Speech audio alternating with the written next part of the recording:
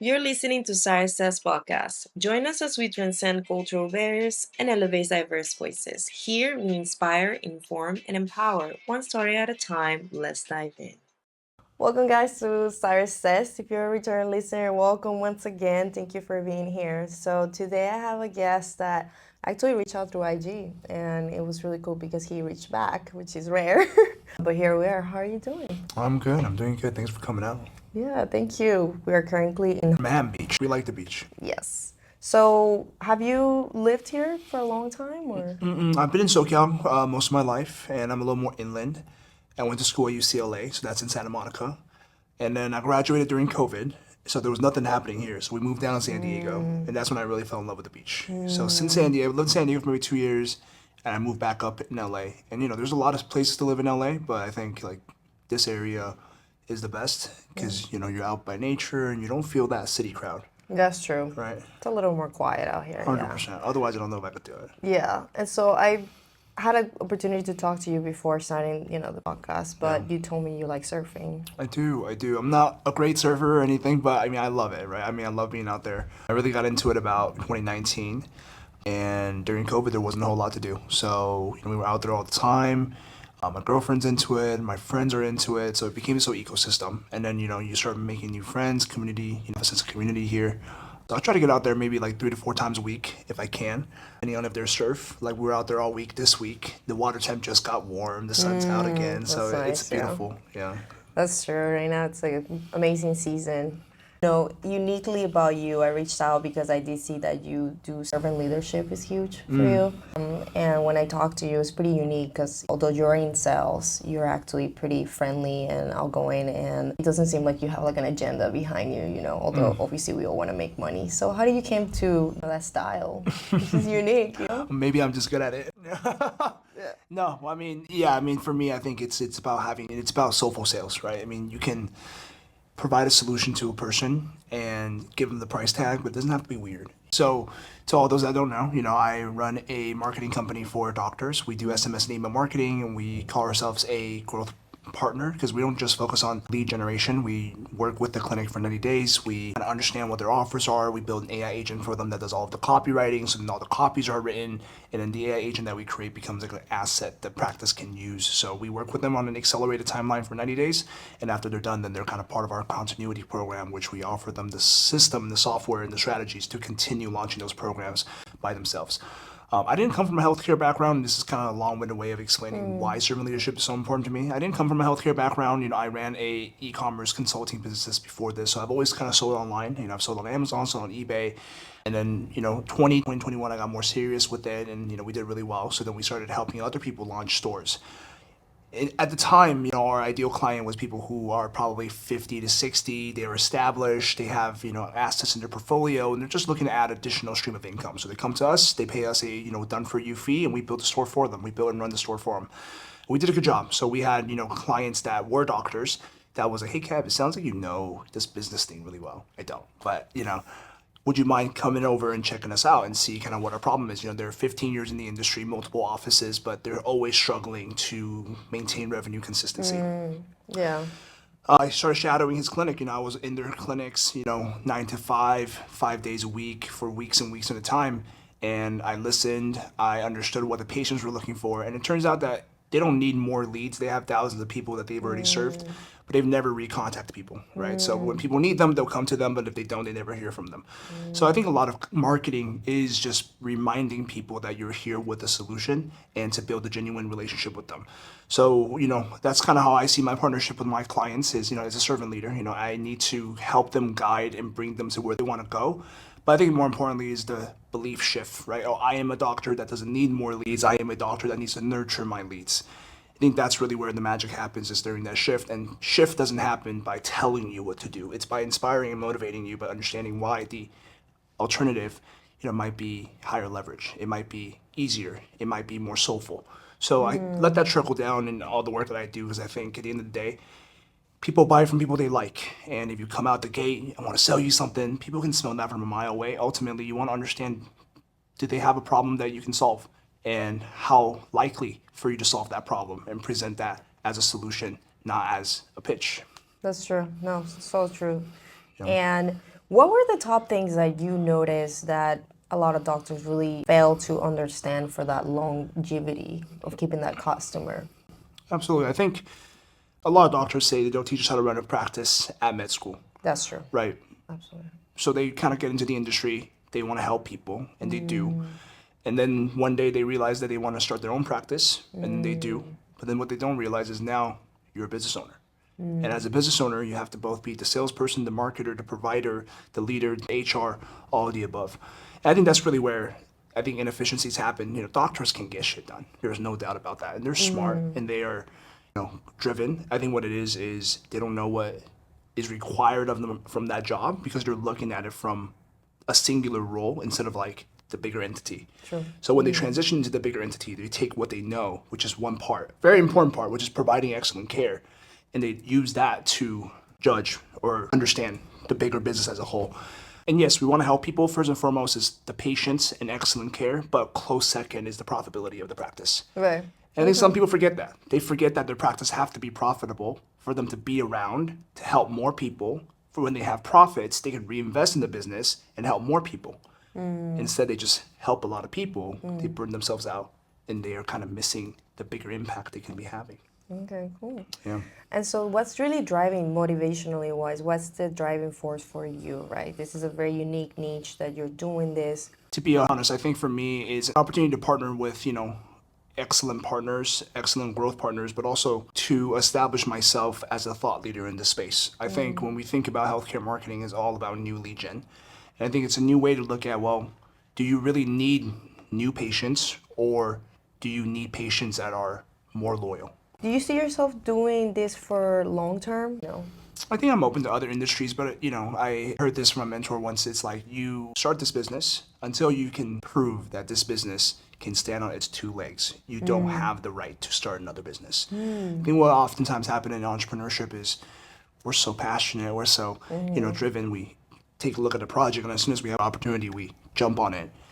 And I think jack of all trades is a master of none. And it's so hard to be good at something that we soon realize we can only be good at one or two things in our lives. Yeah. So I guess the short answer is I'm not opposed, but I think it will find me. I don't necessarily have a radar of like 3 years here and I'm going to go. I think I'm going to stay here and keep crafting this and keep getting really good at this. And if there are opportunities that come, I'm open to it. Okay, I like that. Pretty cool. Yeah. We're shifting a little more in your personal part of you. Sure. You went to university. I went to UCLA. UCLA, okay. UCLA here, yeah. And then what was your major, if you don't mind me It was an economics major. Economics. Okay. And did you knew right away after school what you wanted to do or no? It's interesting. So I graduated 2020, and I was supposed to go up to the Bay. I was supposed to go work at StubHub, right? I, had an offer, and then during the COVID hiring and promotion freeze, my offer was rescinded. So I went, well, worked all these years to trying to get that full-time role, and the whole world is shut down. I can either sit on my butt and do nothing, or I can just go find something else to do. And that's when I went down to San Diego and I started doing software sales. That was my first sales role. I didn't think I was a salesperson, right? So at the time, the market was really hot because it was a virtual events software platform. So when all the physical events were shut down, everyone was looking for a virtual event platform. So I entered the market, I entered that business at the right time, or I entered that company at the right time. And within 3 months, I went from a entry-level SDR to a junior account exec. And in 4 months, I went from a junior account exec to a senior account exec. That usually would take maybe 24 months of a runway. We did that in 8. Wow. So I think after that, it was like, if I could do this here. Expedite. It was expedited. And if I could do this here, imagine if I could do it by myself, right? I thought starting a business would be so easy. Oh, no. Right. So I left that business, and then 3 failed businesses later, I'm here. So this is your fourth. My 4th business. That's so cool. Yeah. And honestly, they do say failing, it's important. It's part of the process. Fail fast. Fail fast, fail often. That's good. Okay. What made you keep going? Did you knew innately, hey, I'm going to make it through, right? Because 3 times fail, you're like, ooh, should I even go for the 4th, right? So what do you think, were you for a little period maybe being like, maybe this is not for me? Absolutely. Or what made you kind of like say, you know what, no, I'm going to go ahead and do it again? I think it's really between business 3 and business 4, right? I think when you start your first business and it doesn't work out, you can come up with all these excuses. Oh, it's blah, blah, blah's fault. It's because timing, right? And you go for your second business, this is the one. And that doesn't work out. Well, it doesn't always happen so quickly. try one more time. Right. And when the third one doesn't work out, you really have to ask yourself, like, well, this is an easy out right now. I can come up with all these excuses. I can go back to working my 9 to 5. No one would ever blame me. I tried 3 times. Or I can finish what I started. And I think when quit becomes very easy, because in the beginning you're excited. First business, you're so excited. Second business, you're like, well, of course the first one won't work. And the second one, you're like, well, it has to be the third one. And then there's a point where it's like, it may not be the fourth one. It may be the seventh one. Right. But do I want to continue? And then when you have to really look inwards, and I think that's really where I did a lot of my inner work, is because I had to come to a conclusion of what I wanted. I think once that decision was made, I'm on a momentum now where it could be this business, it could be the next 15 business. It doesn't matter anymore, right? The out is no longer an option. Right. And is there something inwardly that you are doing the work continuously? Obviously, you think that influence really your work as well. Absolutely. I think they say your business rarely advanced that of your personal growth. And I think for me, looking inwards, is not tying my self-worth to the amount of money that I make. I think it's very easy. And also coming from an Asian culture, that's kind of how you're raised. It's like, especially as a man, if you want to provide, if you want to demonstrate value, you have to make a certain amount. And then you're so caught up in like that number. And that number used to be like a grade in school, your SAT score, which college you go to. So that's kind of just been the same way. So my brain is wired to think that way, to look at the world that way, to break that pattern and be like, well, no, my value is determined by the people that I help. When they come into my sales calls, I used to say, if they don't buy, that's a fail, right? Success is if they buy. But that's because I was looking at it as a salesperson. Right. But as a business owner, I'm more than just a salesperson. It's kind of like the analogy I gave earlier with the provider who then becomes a practice owner. Right. I was a salesperson, but now I'm a business owner. Right. As a business owner, my success is asking myself whether or not that person that came to the call walked away 1% better. Even if they didn't buy, did they learn something here today? Was I able to help them just 1%? Awesome. When I made that shift, it changed the energy that I brought to the calls. And as a result, we ended up closing more customers because there's more trust. Right. They know when you're out hunting. They know when you want to close a deal Right. versus they know when you're okay with them walking away because it's not a good fit for them. Right. And I tell them, I don't think this is a good fit for you. Oh, right? okay. I think you're great, Yeah. but I don't think this is going to help. And oftentimes they go, well, thank you for telling me that. But I actually think I have another friend that you'll be able to help because they trust me. Because 9 out of 10 people will say, no, this one, for sure, this one. Yeah, and you're not over-promising and not lying. I think a lot of salespeople do over-promise and they do lie in order to get the deal, and then you figure out, oh shit, I can't even do it, right? Or I'm falling short on what I promised I was going to do. Yeah. So I think it's so much more important to be honest rather than lie or say like, oh, sorry, I'm too busy for you type of situation, which I think is such a kill. I've been in that position where my superior being like, just tell them like, we're too busy. I think that's a better, solution rather than say, we're just not capable at this moment to help you with what you need. And you don't come back, so yeah. They say the truth will set you free, right? And I think, That's true. You got to do this job day in and day out. And I think at this point, we get really good with taking the no's, right? We're cool with the rejections, or we have thick skin. And I think when you come with the honest energy, it shifts how that dynamic is, and it takes it from a transactional relationship to a true consultative partner. All right, we'll take a short break and we'll be right back. Today's episode is sponsored by RenovateMagicHub.com, your guide to transforming your home. Whether you're updating a room or planning a full makeover, Renovate Magic Hub provides tailored product suggestions to suit your style and budget. Visit RenovateMagicHub.com for inspiring and practical tips to create a space you'll love. All right, guys, we're back from a short break. Kevin, let's talk about social media, because it's what drives the majority of our generation and it's going to drive the future, period, right? Yeah. It's no longer acceptable for people to say, hey, I'm just not good at it. They have to have it. Even if they're not good at it, they still have to have somebody who manages it for them. But for us, it can also be tricky, right? You're a business owner, so are you a social influencer or is it a business account? How do you manage that? I think it's a learning process. I listening to a podcast with Naval and Chris Williamson recently, and Naval had this cool quote. He said, use the internet like a search function to find the people that need your help. Okay. And I think I've heard advice like that since early social media, but I've always really cared about what other people thought about me. What did I make this post and it gets like 2 likes? When did that I started? You think? The feeling of, I think it kind of is the opposite side of feeling like my worth is tied to the amount of money I make. Is like my likeness is a reflection of how much numbers I get, like how many likes you get, how many. It's kind of like looking for that approval, right? Because when you aren't peace and grounded inside, you need the external affirmations. Okay.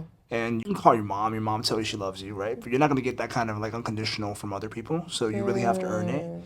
And then when you start forgetting that, like, well, once I post it, my job is done. Right. Right? Posting it is the end goal versus like I need to post it and get X amount of results. Right. Then you're so focused on the output metrics. You can only ever control the input metrics. No, that's true. Right? Oh, And I want to go viral. Well, you're gonna post once a year to go viral. You're gonna post once a day. You're gonna post 100 times a day. Right? You can only control the input metrics, and the output metrics will follow. right. And I think for a while I was just focused on the output metrics. I didn't realize that I could only get there through the input metrics. I didn't want to post because I was scared of what people would think about me.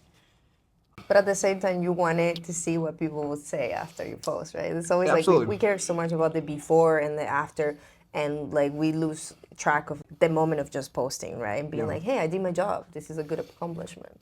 I think entrepreneurship as a whole is art. It's art form, right? I mean, this sitting down and doing this, it's an art form. Yeah. Right? And sometimes you just have to let the creator create, to be able to make the art that you want to see.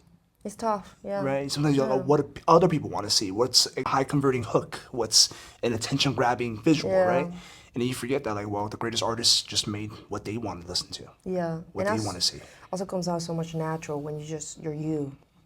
Absolutely. I've tried the whole hook, like what can I do? But it's just when it doesn't feel natural, it kind of slows you down too because you're not doing it all wholeheartedly. So yeah. It's an evolution. Like, Yeah. I think it is with all things. We start with an intention, and then we get some results, and then we make slight adjustments. We do something, we get some feedback, we make slight adjustments, and then hundreds of thousands of adjustments later, you become this new thing. And you have to leave room for that to evolve as well. So for me right now, I look at my social media like an acquisition channel, right? How can I use the internet to find the people that need my solutions the most? How can I go out there and find the doctors that are, hundreds of miles away that I've never spoken with, never be able to find otherwise, who have thousands of people in their patient database that have been thinking about reactivating or using SMS or email marketing for a long time, but they don't know where the solution is. But now because of this medium, I can find them and they can find me. And we can help each other and grow together, right? So it's almost like a channel. You use it really just to channel connectivity. That's it. That's where it's evolved to now. Right. So I no longer care about the vanity metrics, right? Even if it's just 10 people who liked the video, even if it's just 100 people that saw it. It's still amazing, It's still, imagine 100 people sitting in a room Right, with you. it's insane. Oh, you have 100 viewers, that's nothing. Imagine a room it's with a 100 lot. people in there, right? I also start thinking, like, when you are posting for likes, you're just gaining an audience Yeah, versus gaining a following, a community. a community, right? I'd rather it be 10 people who are in my niche, in my world, shared values, opportunities to grow together in the future, than to get 1,000 people who are not who I'm looking for, not the ideal audience. I'd rather it be opposite, but that wasn't always the case. Yeah, Right? I agree. And you think people should separate their personal from their business? I personally don't. I don't. And I think it's because it's this whole idea of trust. They say we live in like a trust recession. There's so much, like, how many spam calls do you get a day? Oh, right now it's a lot. A lot, right? And it didn't used to be that way. No. And when you go on Instagram, how many ads do you see? I mean, if you're searching a lot stuff lot. on Google, it's crazy. It just goes crazy. right straight into Instagram. So there's so much. So you have all this information, but you also have all this advertisement. And advertisement always have a promise. So you're being made false promises every single day. Yeah. So we're in a trust recession. So how do I build microtrust? Okay. Right? That's how I approach the content that I make, the stuff that I do. Is how do I build microtrust? In the past, it used to be like, are you ready now? Yes or no. But I think people who are ready now aren't going to take that step with you. They're going to need a little bit more time. But because of the trust recession, if you can gather a trust, you can have that trust for longer. Because there's less people competing for it. That's true.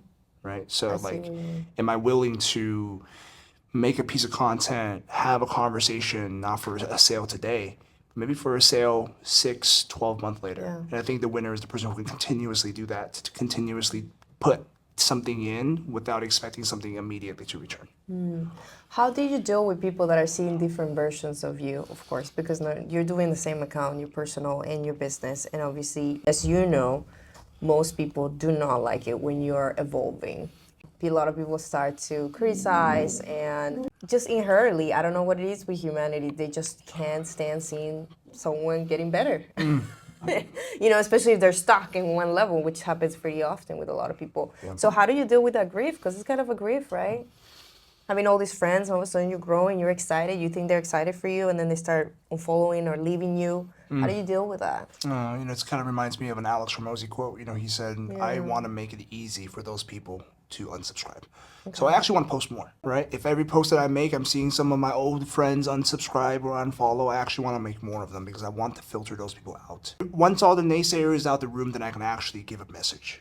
And I can actually help people and be more directed with who I'm helping. I also think that they say your biggest supporter is a stranger and your biggest hater is someone who actually knows you. Right? Like, Yeah. people have this preconceived notion of you.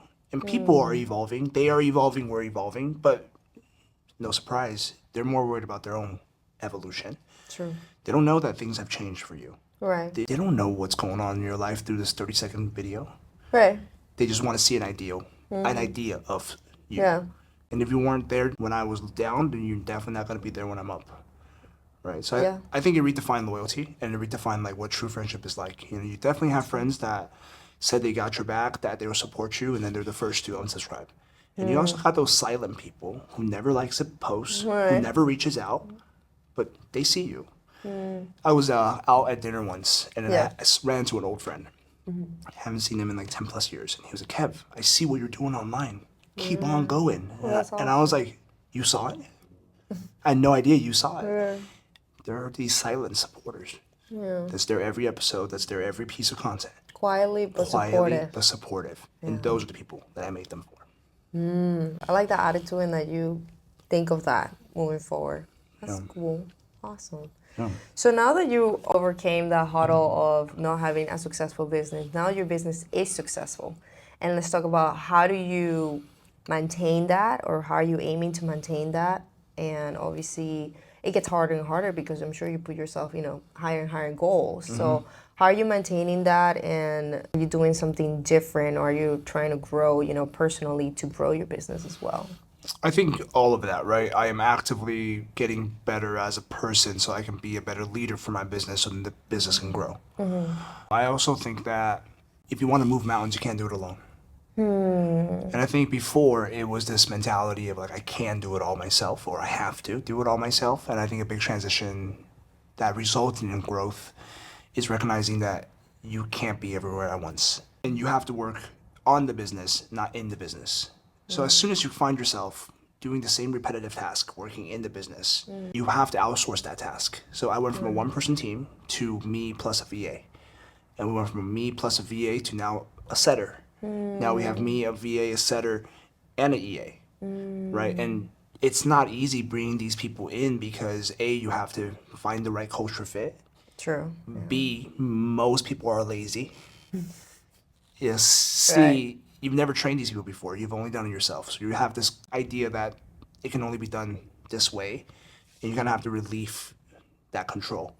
Oh, letting go. Yeah, Letting that's go huge. of the control. Yeah. They say, well, hire slow, fire quick. Go through your options, make sure this is the right fit, and as soon as they're not the right fit, you gotta let them go. Right. So I think it was a little bit of that transition. I think that comes with the inner work, right? If I struggle with control, then it becomes a chore to give that control away. But once you kind of find that inner peace, you're no longer searching for that control. Then it becomes very easy to give it away because it was never yours to begin with. Right. So it's kind of like you can't receive like this. You can only receive like this. Right. You have to let go. Delegation, huge. All right, well, Kevin, it has been great talking to you so far. So to Likewise. wrap up the podcast, I'm going to ask you the question of the last guest. And so the last guest question was, is there a place you would love to visit, you know, to travel to? Have you gone to it? And if you haven't, what has stopped you from going there? Yeah, when you asked me this question, the destination that popped to mind was Europe. And it wasn't a particular place in Europe, it was just this idea of Europe. And I thought about, well, why didn't I go to Europe? And then I realized I actually don't want to go to Europe, or else I would have gone. A long time ago, yeah. Like I made trips to Asia, I made trips to Bali to surf, I've done, Mexico surf trips. Like the trips that I actually want to go, I've done it. I think we like to have an idea of like, oh, I'm not allowed to have this yet. And you put that thing behind door number 5. Right. Yeah, no, I don't deserve to do that yet. And it's like, oh.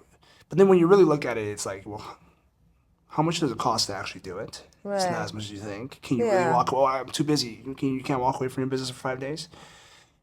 The idea is there to hold us hostage. And then when I really thought about it, no, I didn't want to go to Europe. So I think my answer to you is no, there isn't a place I haven't gone that I wanted to go, or else I would have gone already. And whatever place I found myself in that I'm surprised to be in, I'm happy to be at, I'm okay with that. I like that.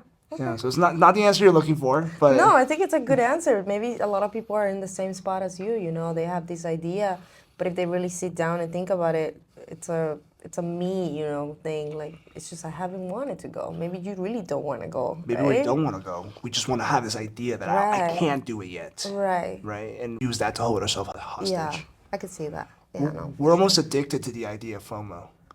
Like, we always need to have some kind of FOMO in my life. Yeah. And something is behind door 5, door 6. I mean, social media Makes it very thing. hard. It pushes you, right? You're always seeing all these people and this traveling and beautiful, you know, perfect vacation, and then you kind of get that little bit of FOMO. But I'd like to go back to gratefulness. Okay, where am I? What have I achieved? Where have I been? And I'm so blessed that I've been there, you know. I could be in Europe or I can be in my backyard. It should be the same happiness, Yeah. right? It's a Yeah. challenge for you guys. Yeah. All right, what's your question for the next guest? Yeah, so I think we hear a lot of like, if you can go back to your childhood self, what would you say to that person? So I like to frame it like, you can't say anything to your childhood self, but you can do one action. You can give them a hug. You can give them a high five. You can pat them on the back. You can choose one action that you can give to your childhood self. What would it be? Does that child need support? Does that child need some love? Does that child need affirmation? Right. Right? No words. Okay. What's the action? That's a good one. Okay, I Fun like one, that. huh? Oh, Okay. yeah, all right. Well, hey, where can people find you? You can find me on Instagram. My Instagram tag is kevinlee.official. So that's KEVINLEE.official. All right, I'll go ahead and tag it here. And yeah, if you have a website as well, I'm going to tag it in here as well. Yeah, www.med-masters.com. Awesome. Well, thank you, Kevin. It has been a pleasure having you in the as well. podcast. I appreciate you for letting me, come over here and record with you. Well. And being really open-minded, honestly, because I reached out to you through Instagram and I didn't even know you. So I appreciate that. And stuff. thanks for coming out. Hopefully you enjoy your day here Yeah, too. no, I did. Thank you. Appreciate it. All right, guys, that has been all for Siris Says. Till you guys. next time, reach out to him. Very friendly person, as you can see. He made this happen really out of the blue, so it was great. Thank you. All right, course. bye, guys. Thanks for listening to Siris Says. Don't forget to follow, subscribe, and drop a like.